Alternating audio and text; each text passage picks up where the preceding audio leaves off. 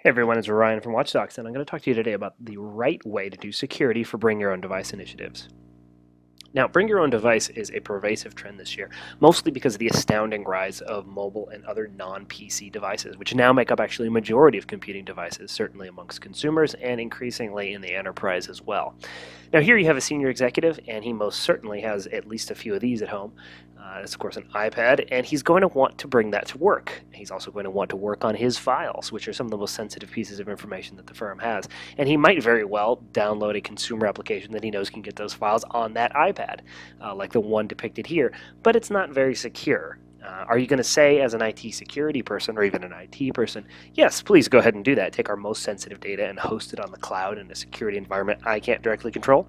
Or the alternative, are you going to say, no, Mr. Senior Executive, you absolutely cannot do that. Put that iPad away. That might be referred to in some circles as a career-limiting move. Now, there are some techniques available to try and solve this problem. Mobile device management is interesting, but it's very unlikely that that C(O) wants you to manage that mobile device on his behalf, and it's fairly unlikely as an IT department that you want an extra task to add to the pile of things you already have to do by managing that device. Containerization is interesting in that it purports to keep corporate data separate from consumer data, so obviously if something went wrong you could just wipe out the corporate data on that mobile device. It has something in common with that third technology, a virtual desktop, though, which is that it essentially forms a relatively secure box, but a box that it is very easy to get stuff out of.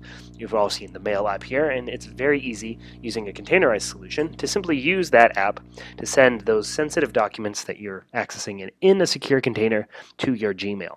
Now, why might you do something like that? Well, it's very possible that if you're looking at something on a mobile device, it might not be displaying all that well. So even if you're not doing it maliciously, it's very easy for documents to leak out.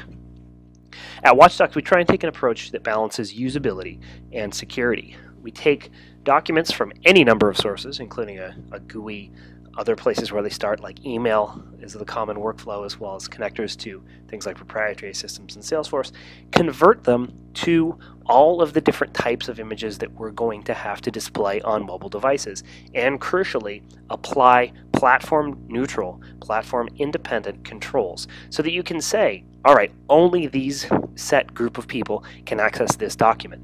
No matter where in the world it goes, on anybody's mobile device, anywhere, you always have dynamic control over it. You can revoke access to it. You can tell them they cannot print it, they cannot forward it, etc.